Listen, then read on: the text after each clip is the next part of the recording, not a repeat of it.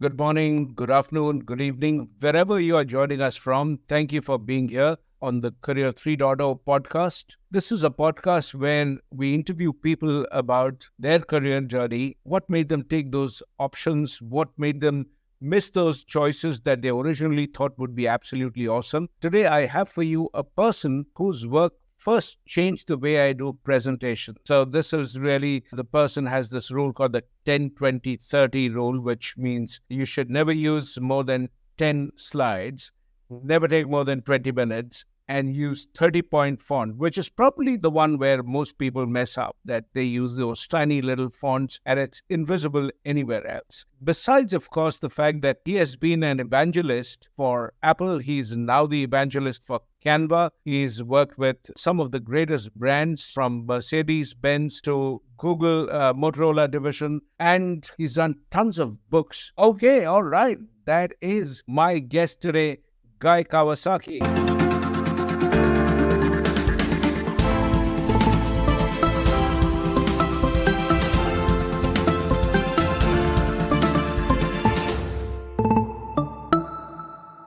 Hey, Guy, welcome. Welcome to the Career 3.0 podcast. I'm going to first start with your life pre-Apple days. When you were growing up, what did you think you're going to be doing in your career? And because the word evangelist hadn't been invented then. Well, there was Jesus before me. There was a 2,000-year gap. So I grew up in Honolulu, Hawaii, from a relatively low-income, sort of tough neighborhood. Luckily, a teacher convinced my parents to put me in a pre-college kind of private school as opposed to the public school system. And if it wasn't for that teacher telling my parents to do that and my parents listening to them, I might not be on your podcast. And so I grew up in Honolulu. I went to Stanford University. I don't know how I got in. And after Stanford, believe it or not, I went to law school for a grand total of 2 weeks and I quit. And then I went back to Hawaii. I came back to the mainland and I entered the UCLA MBA program. And while I was there for part-time work, I worked for a jewelry manufacturer, literally counting diamonds. And after I graduated to the MBA program, I went to work for that jewelry manufacturer when my friends were going to work for Wells Fargo and B of A and Accenture, McKinsey. And then my college roommate recruited me into the Macintosh division of Apple, where I was the second software evangelist. And my job was to convince software developers to create Macintosh products. And the rest is history. I worked in the Macintosh division. I started some tech companies. I returned as Apple's chief evangelist. I left, became a writer and a speaker, and now I am chief evangelist of Canva. I'm the host of the Remarkable People podcast, and I just completed a book called Think Remarkable. So, in my book, Career 3.0, I have talked about the fact that Career 3.0 is 3 or more skills monetized in 3 or more ecosystems, and I thought you should be the poster boy for Career 3.0. Well, that's what it is. Listen, if you really counted, it's more like 6.0, but I would say that, to be fair, I'm probably 2 for 6 or 2 for 8. I don't want people to think I'm 3 for 3. I am not 3 for 3. Yeah, how do you manage your time? Because one of the biggest problems that people have is when you land up doing multiple things, they're always worried that, there aren't enough hours in the day.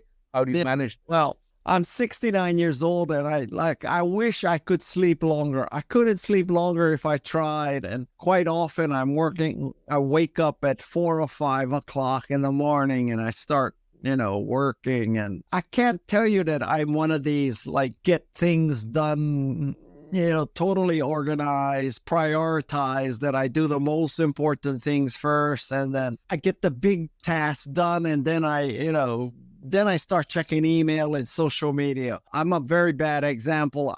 I check email and social media before I even get out of bed. I'm not a good example of being organized and disciplined, but what I am a good example of is grit. So I can work a long time, very hard. And when I get focused, there is absolutely no stopping me. Imagine if I had organization skills and discipline, and you add that to my grit, man, I would really be super productive. But I am productive despite my poor choice of priorities. Yeah. Remind me again, how many books have you done with the poor choice of priorities? You've got quite a few. I have published 16 books starting in 1987. And what is that? That is 37 years, right? So 37 years, let's call it 40 years, 16 books. So one book every 2.5 years. Wait, that's not so shabby, right? That's terrific. What's your process of writing? My process of writing, I am a big word power user. So I really use Word. And the first thing as I do, I spend about 4 to 6 months just working on the outline. And when I get the outline done, so it's chapter, heading, subheading. So when I get that level of granularity, that's when I start writing. And then I just pour in everything. And then that takes about 6 months. And then the next 6 months is purely editing. And I edit and edit and edit and edit. I make thousands of changes to my manuscript. When you looked at Remarkable People, which is your latest book, and I absolutely loved it. I wrote a review of that. So those of you who are interested in looking at it, there's a review of it on my LinkedIn newsletter with a couple of little cartoons and all that. You can see a caricature of Guy that I made there, and you can see that. This is, of course, a byproduct of what you learn from the podcast that you host, Remarkable Yes, People. I yes. want to take a minute and sort of go back to this meeting that you had with Jane Goodall. What was the very first meeting like? And I know you're Yeah. close to her, so talk to me about that. Yeah, you see that picture. That's the first time that I met Jane Goodall. So it's on a stage at the TEDx Palo Alto, and she had accepted a speech for TEDx Palo Alto, and the director of TEDx Palo Alto called me up, and she knew of me because of my Macintosh work. You know, I didn't know her personally, but she knew who I was, and she asked me if I would interview Jane Goodall, and of course I said yes. And that's how Jane Goodall and I became friends. And you know, funny, you should mention that because today's Tuesday where I am. And tomorrow night, my wife and I are going to Jane Goodall's birthday party in San Francisco. Please do wish her a very happy birthday from all along. Absolutely.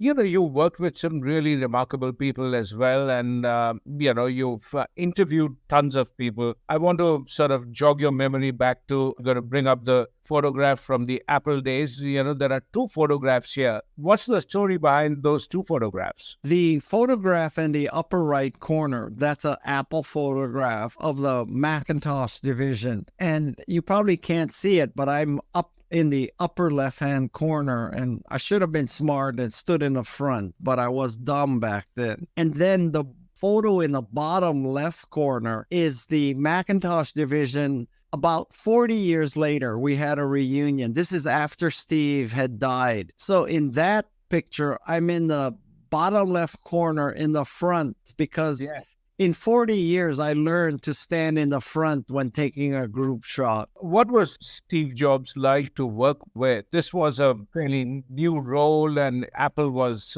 at that point of time, not what Apple is today. Yeah. You know, Steve Jobs it was scary, actually. He was a very tough boss, very demanding. Having said that, I tell you something, I have no regrets over working for him. I would not be where I am were it not for Steve Jobs. I owe him much of my career. He was scary. He was intimidating. He wasn't, you know, this kind of touchy-feely people person. And yet he got the best out of many, many people. And I don't know anybody who regrets working for Steve Jobs. Now, having said that, let's just be honest. He was an asshole, but I have become an expert in assholes. And I don't mean in the medical proctology sense. I mean assholes in terms of people. And there are 2 kinds of assholes. So one asshole is an ego-driven asshole, and all he cares about is me, myself, and I, glorification, definition of the person. The other kind of asshole is a mission-driven asshole. And Steve was a mission-driven asshole. He was on a mission to create Macintosh, a great computer, increase people's creativity and productivity. And he would tolerate no bullshit and no second-hand, substandard efforts. So he would run over people. And I'll tell you something, that a mission-driven asshole is a very good experience, at least once in your lifetime. Now, I'm not trying to suggest that in order to be successful, you have to be an asshole. And I have proof that that's not true because I work for Canva now. And Melanie Perkins is the antithesis of Steve Jobs, but she has also built an extremely successful company. So you don't need to be an asshole to be successful. Steve was a mission-driven asshole, and Melanie is a mission-driven wonderful person. People say that you need to have psychological safety to be able to work with creative people, bring out their best in terms of creativity, etc. How did that work? Because, Apple had so many terrific products and, they've kept refining, bringing in so much. And yet with Steve Jobs, there would be very limited version of psychological safety. How did that work? I think that the concept of psychological safety developed after Steve Jobs died. I cannot say that I ever felt psychologically safe working for the Macintosh division. No, maybe the other people did, but man, I certainly didn't. Psychological safety, that would not be two words I would use to describe working for the Macintosh division, quite frankly.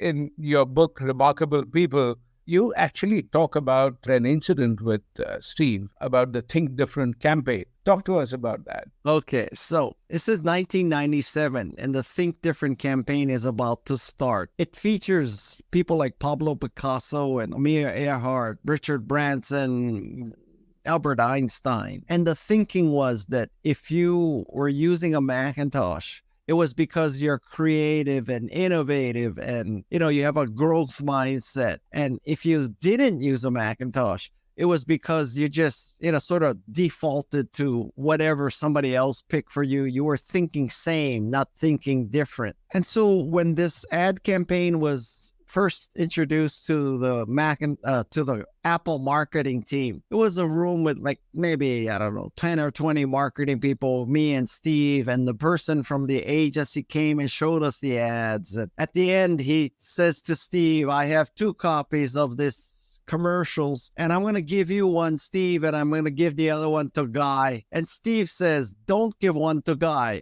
Give them both to me. So I spoke up. I said, Steve, what's the matter? Don't you trust me? And Steve said, yeah, Guy, I do not trust you. So now, this was one of those moments in life where you're either going to look back and you're going to say, why did I wimp out? Why was I a little mouse, meek little mouse? So in real time, when he said, I don't trust you, Guy, I asked, what's the matter? Don't you trust me? And Steve said, no, I don't trust you. And I said, that's okay, Steve, because I don't trust you either. And that probably cost me tens of millions of dollars, but it was worth it. So you got no stock options that year.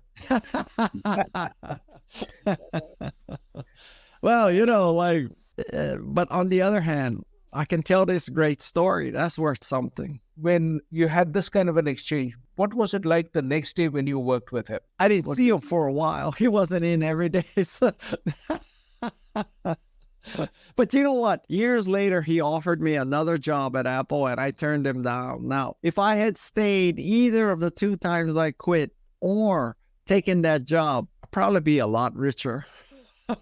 If I had stayed at Apple from 1983 till today, which is 41 years, I would not have nearly the interesting life that I've had as a entrepreneur, failed entrepreneur, speaker, podcaster. If you work for Apple, they really control you. You can't have a podcast and you can't be making speeches that you single-handedly decide to take or not take. If you're part of the Apple machine, they control where you can speak, what you can say, what you can do, all that kind of stuff. And let's just say that I've had no such constraints on me since I left in 1997. So is it that there are people who are free-spirited who shouldn't ever think of working in organizations? Is that what you Well, say? I mean, let's not generalize that to all organizations, but if you work for Apple, Apple has very strict confidentiality policies and, what you can say. You can't even tell your wife what you're working on. I can't tell your husband what you're working on. On the other hand, you get compensated very well. You're working on cool stuff. You get to tell people you work for Apple. I mean, it's all a trade-off. So listen, hallelujah. I mean, different strokes for different folks. How does one make that choice early in one's career? Because, when you're growing up, people have very fuzzy ideas about who they are, what kind of places they want to work in, and what's the right time to change a job. How would you help people address that? Listen, I don't want to give you the impression that I know the answers to all these questions, okay? And actually, I would make the case that if someone's on your podcast and professes to know all the answers to those kind of questions, you should probably run away from that person. I think there are so many factors in making a decision about your career that there's no way that I can just address them all. And there's so many things like, how far away is the company? How old are your kids? Is your spouse going to raise the kids, or are you going to share it, or are you going to raise the kids? Are you taking care of your parents? So, you're taking care of two generations. Do you have some other passions in life, nothing to do with work, that's really your meaning of existence? I mean, it's very, very complicated. So it's not as simple as, well, yeah, this is when you should quit your job. This is when you should stay. And if anybody tells you it's a simple decision, again, I tell you something, you should run from that person. That's absolutely legend, because in my book, Career3.0, I say career is your journey through life, so you cannot decide in isolation. Pretty much exactly what you said. You might have an awesome job opportunity, but you can't take it, or the other way around. So, yeah. As Steve Jobs himself said, you can only connect the dots looking backwards, right? Yeah. And I'll tell you one more thing that I noticed when I interviewed all these remarkable people, which I put in the book. Rather than focusing on just making the right decision, with all the data and the AI and all this stuff, what's really more important is not trying to make the perfect right decision, but it's making whatever decision you made, you make it right. Because the perfect decision is an illusion. There's no way you know the perfect decision. And so you make your best shot and then just focus on making whatever decision you made right. And if that means staying at Apple, then you make that decision right. If it means quitting, you make that decision right. That's the hard part. That's what you should do. What made quitting something hard for you, regardless of where you quit from? Every time I've quit something, it was to pursue what I perceived as a bigger, more interesting opportunity. So I left the jewelry business to get into the software business. That software company I only stayed at for 6 months because it was acquired by a company in Atlanta, Georgia. And I was not going to go live in Atlanta, Georgia. So, in a sense, I didn't have a choice. I quit. And I went to work for Apple. And then eventually I quit Apple to start a software company. I did that. And then I returned to Apple. And then I quit Apple. And then I started 2 more companies. And then, and Canva found me. And I don't want to give people the impression that I knew exactly what I was doing at any given moment. A lot of it is just like blind, dumb shit and luck, to tell you the truth. How did you decide that this is a good company, that I've enjoyed myself? What's your way of saying that this is awesome? For me, the companies that I've stayed at the longest, enjoyed the most, they make something that I personally use, right? So I obviously use the Macintosh. And I make a lot of presentations. I make all my presentations in Canva, and then I export to PowerPoint. And I make social media graphics for my books and all these kind of things. So for me, the test is, do you love using what you are selling? And, I was a Mercedes-Benz brand ambassador. It's easy to be that. So that's my test. Do you love what your company is selling? What makes you so successful at being a brand evangelist? Yeah, because almost every company tries to replicate that. If somebody wants to be a brand evangelist, what should they do, not do? Okay, I'm gonna tell you the secret to evangelism that I think I'm one of the few people in the world qualified to answer that question. And the answer is called Guy's Golden Touch. Now, don't jump to the conclusion that Guy's Golden Touch means that everything I touch turns to gold. Guy's Golden Touch is whatever is gold, the guy touches.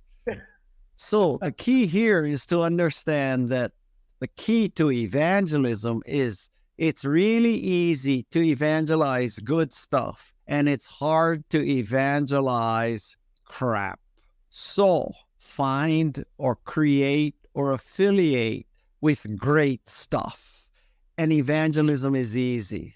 And that sounds like, duh, Guy. Of course that's true. But there's some things that it's not great stuff. And you cannot evangelize it. It is not good news. Evangelism comes from a Greek word meaning bringing the good news. So there's some stuff that just isn't good news, or there's some stuff that isn't good news to the people that you're targeting, right? So I could have never become an evangelist for Windows because I didn't think it was great. I don't know. It's not like Microsoft ever recruited me, but I just couldn't do it. I didn't love it.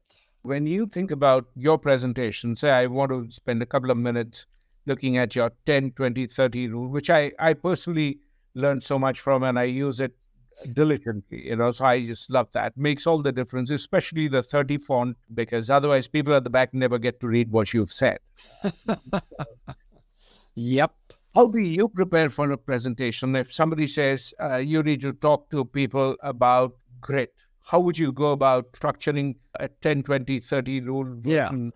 Well, I have a library of presentations, and every one of them has 10 key points. And so what I do is, let's say I had to write a speech about how to be a remarkable podcaster. And then I had to write a speech about how to be a remarkable evangelist, or how to be a remarkable innovator, or how to be a remarkable leader, right? So I take my slide presentation and I just change the 10 points. And the nature of my presentations is it's white text on black background.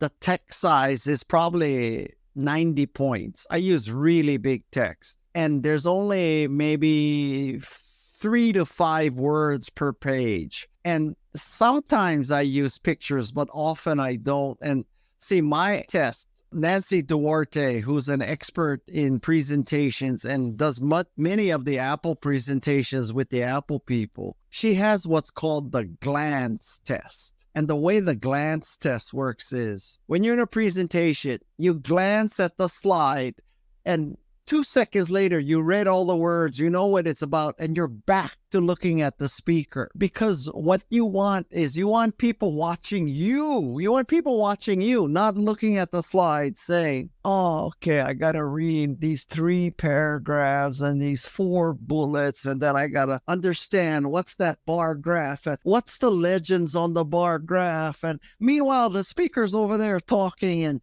you're not listening, or you're not hearing, and you're still trying to figure out the slides. Slides have to pass the glance test. It's about, you want people to glance at your slide and look back at you, not study the slide. And one of the easiest ways to enforce that upon yourself is big font.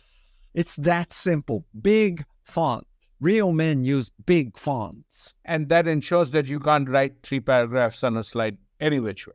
Nope, you really cannot. When you interviewed people on your podcast, what is your criteria to interview someone? How do you know that this person would be a guest? Yeah, well, so my podcast is called Remarkable People, and my book is called Think Remarkable. Now, I'm very specific about that word. It's not rich people. It's not famous people. It's remarkable people. So the question is, what is remarkable? And to me, remarkable means that you have made a difference in the world. You have made the world a better place. Now, you don't need to be Steve Jobs. You don't need to sell tens of millions of phones or computers. You could be remarkable and make a difference to one person or one classroom or one lake. Or it could even be yourself. It could be one child that you're helping. And that's the test for me. Now, I want you to know that we get about 10 requests per day to be on my podcast. So let's say we get, I don't know, 2,500 requests a year. We actually take only 52, right? 52 weeks a year. So that means like it's somewhere between 1 in 10 or 1 in 50, someplace along those lines of the people who ask to be on our podcast get on our podcast. So I can tell you with great pride that it's harder to get on the Remarkable People podcast than it is to get into Stanford or Harvard. I can completely believe it. You've got some of the truly remarkable people from Angela Duckworth and Tom Peters and a whole lot of people. Yeah. You had Steve Woz on your podcast. And Yep. what was it like to work with Steve Woz in contrast with Jobs? Well, I mean, I think Steve Wozniak is kind of the purest form of engineering and a nerd who likes nerdy stuff.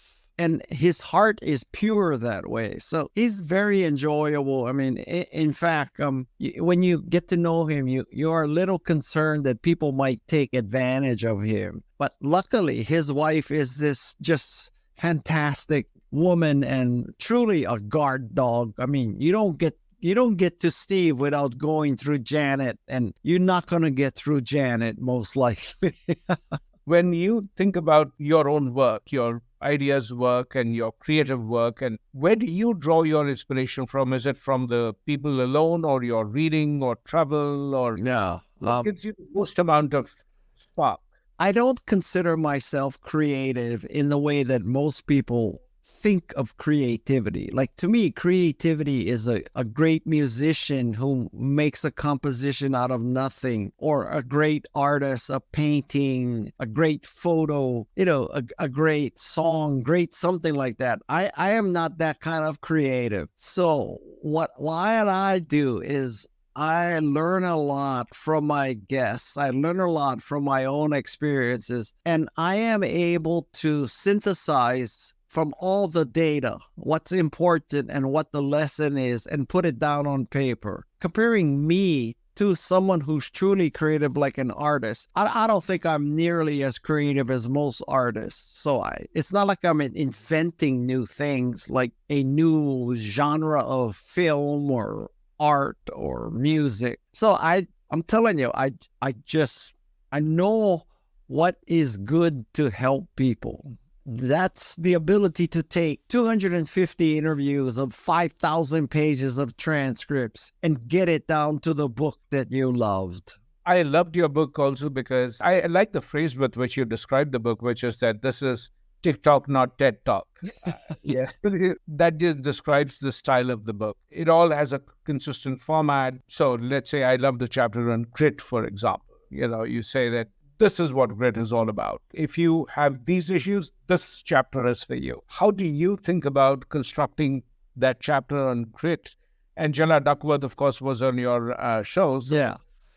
Well, I get extensive testing of my book. Like hundreds of people read the draft before I, fully finish it. And my co-author is Madison Neismer. And her sister just graduated from college. Madison and her sister Tessa, they're kind of my guinea pigs. They're my Gen Z, target market. And so they're telling me that, we don't want to read 250 pages to get one idea. We want it to come in bite-sized chunks that we can read piece by piece and not have to plow through 250 pages. And then they told me, sometimes they read a book and they read a chapter and or a section even, and they say, who is this section for? Who is this chapter for? Is this relevant to me? I don't want to read 20 pages and then find out that this has no use for me. So that led to the fact that every section of the book, and there are hundreds of sections, every section of the book starts off with 3 questions that help you self-select if you should bother reading the next 2 pages, because I value people's time so much. Listen, if you already have a growth mindset, if you love to try new things, if you are open to being vulnerable because you believe that by being vulnerable, you can become more valuable, more informed, more inspired. If you already have the growth mindset in your head, you don't need to read the growth mindset section. So the growth mindset section starts with, if you are unsure of what you want to do, if you are having trouble trying new things, I'm trying to step you through the people who should read that section. And I do that for every section of the book. You talked about your learning new stuff, you're learning how to surf and do all of that. Is it harder to learn or to unlearn? If I had to guess, I would say it's harder to unlearn and break a bad habit than to form a good habit. Like I can tell you with surfing that, there's certain bad habits I have developed in surfing. And every time I go out to surf, I say to myself, I'm not going to do that. I'm going to do this thing right. And every time at the end of the session, I say, I made 0 progress. I made absolutely no progress. It would have been much better if I never had that bad habit, because breaking bad habits is hard, at least for me. So I would say the answer to your question is unlearning bad stuff is harder than learning good stuff. How do you personally, what's your strategy to unlearn? Give me an example of something you unlearned successfully. Well, as soon as I figure out, I might tell you. But in the book, there's 2 people. There's Katie Milkman and there's BJ Fogg. And they both talk about unlearning and, how to get from where you are to where you want to be. So I'll give you one really tactical and practical example from Katie Milkman. So she says, let's take something that a lot of people can relate to, which is you want to lose weight, right? Katie's idea is when you want to lose weight, you make a public declaration that by such and such date, you will weigh such and such. And if you don't achieve that, then you have to do something that you absolutely hate, right? That you would never do this. So I don't know if you want to get political, but I'll tell you mine. So I'm trying to lose weight because the less weight you carry, the less weight you have to paddle, which makes surfing easier. So I told Katie and I've told my family that by June 1st, I want to weigh 183.5 pounds. Let's call it 185. I want to weigh 185 by June 1st. And I told them if I'm not 185 on June 1st, I'm going to donate $750 to the Donald Trump campaign. And believe me, there is nothing I would like to do less than support Donald Trump. So that's my motivation for losing weight. If you actually look at the 3 sections, is there a sequence? You talk about a growth mindset, you talk about grit and grace as 3 of the things that make people remarkable. Is there a sequence in which this moves, or do all of 3 simultaneously? No, I think it's more or less a sequence, because when you're young, that's the easiest time to have a growth mindset, right? Because you don't know what you don't know. There's no bad habits to break, or fewer bad habits to break. And the world is your oyster and you want to try all kind of new things. And then once you find things that you're interested in, then grit kicks in, because you're not going to be good at something from the very start, or at least that's unlikely. And then once you have growth and grit, you're going to achieve some success, and then it's time to pay back, and that's grace. Which of them have you found the easiest to do and which has been toughest for you? The easiest for me is grit, because I'm just a gritty kind of person. I love to work. I cannot say which has been really hard, because once I learned about the growth mindset from Carol Dweck, I immediately got the concept. And, so then I wasn't afraid to learn ice hockey at 44 or surfing at 60. Because, well, once you have the growth mindset and you decide that, yes, Guy, you can learn how to play hockey, you can learn to surf at 60, then it's just a matter of grit, right? I say just a matter of grit as if it's easy, but it's not. And then grace, I think grace just comes with age, that you realize that you're not going to live forever. You're also not going to take everything you have with you. And you realize that the reason why you are successful is not just because you're a terrific person, but it's because some teacher, some coach, some boss, some mentor, something happened. These people helped you. So because they helped you, now you have an obligation to help others. When you're looking at growth mindset, is it harder to learn skills than to learn to work with people? I think that is a question that is so specific to the two people. I don't think you can draw a generalization that, it's easier to form a new relationship versus learn a new skill. I mean, that is very, very specific to the situation. I don't have a good answer for that. You talk about grace, about this whole business of giving back. At what stage did you think that that's something which matters to you, or was it a conversation with a person that solidified that thought in your mind? Well, my father first told me that when I was in high school, that it's called noblesse oblige.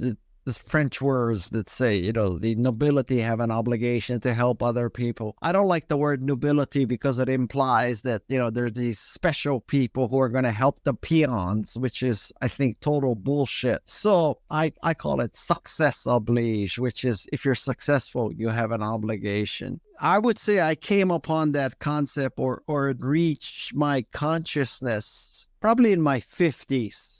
It takes a while to look at the world like that. I mean, up to your 40s or 50s, you're so busy trying to make a living and raising your kids that you might not be thinking about what you can leave when you're gone.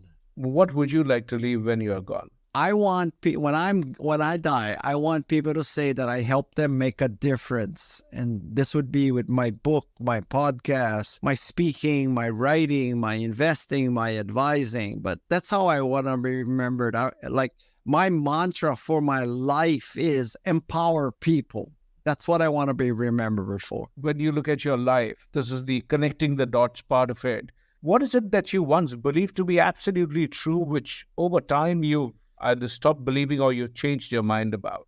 I stopped believing or I changed my mind about? I will tell you that I think in my 50s or so, I changed my mind about judging other people. And I have come to believe that everybody you meet can do something better than you. So, if you think that you're Elon Musk and you can do everything better than everybody, or if you're Bill Gates, or if you're Steve Jobs, or Steve Ballmer, or Richard Branson, or anybody, I think that everybody you meet can do something better than you. Now, it may be that this person who's trimming your hedge is a better surfer than you, or this person who is waiting on your table is a better dancer than you, or this person who is waiting on you in the store is a better cook than you. I mean, everybody has some special superpower. I've come to believe that. And so you should not take yourself so goddamn seriously, because society may judge and reward one thing more than others, but that doesn't necessarily mean that that thing is more important. An extreme example is in the United States. You look at how much we pay teachers, right? So we pay teachers like minimum to survive, and they take their money and they buy supplies for their schools, right? How utterly ridiculous is that? Right. So now you think you're running a hedge fund and you're a billionaire, or you're private equity and you're a billionaire, and you're just the hot shit, the big dog. And I tell you something, I think that teachers rank above you on the scale of goodness. And so, you meet your kid's teacher and you're thinking, this person only makes 75 grand a year and I make 75 grand every 5 minutes with my hedge fund, and you're superior to her or him. And you ain't. Is that the profession you have the most respect for? Teaching, probably. Yes, I think teachers are little angels. Did you have a teacher who made that much of a difference to you?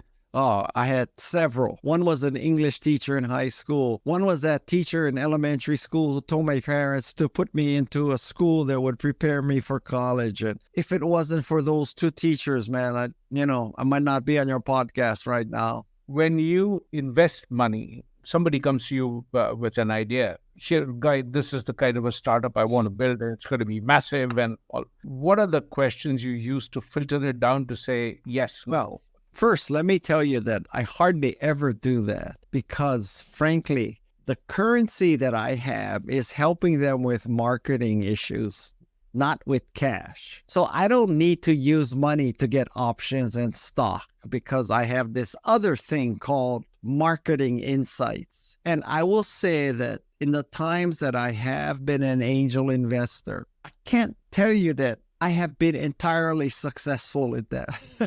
I mean, I've lost a lot of money making dumb investments. But you know what? I mean, I put money into Canva, and that's going to be very, very successful. Probably take care of all the losses combined. But I don't consider myself a good investor.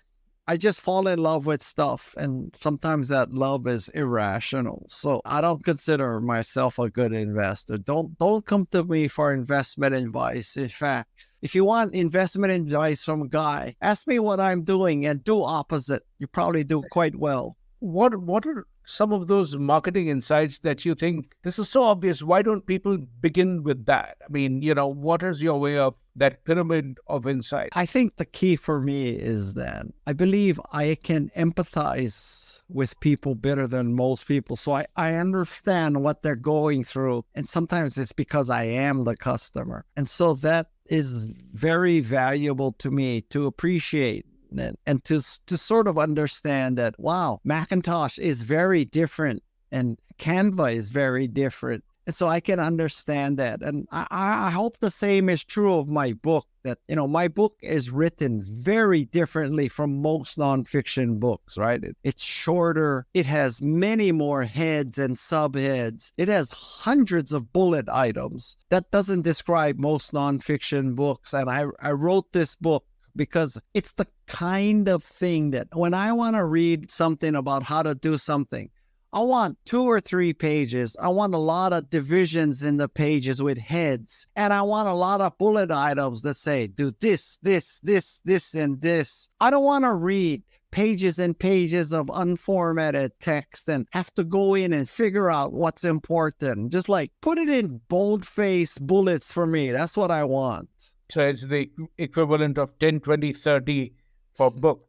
Yeah, absolutely. Yes. When you are creating a podcast, what's your advice on how to design a podcast and how to market it? Two different sectors. Okay, so for me, a podcast is all about preparation. So I spend hours preparing for an interview. I think one of the side benefits of a podcast is that it prevents dementia because 52 times a year I have to figure out things. So this morning I interviewed someone about dog training. I knew nothing about dog training 24 hours ago. So there's dog training, spinal injury recovery, grit with Angela Duckworth, primatology with Jane Goodall, astrophysics with Neil deGrasse Tyson, mathematics and physics with Stephen Wolfram, dystopia with Margaret Atwood, compensation with a professor from UCSD who's an expert in compensation. And so 52 times a year,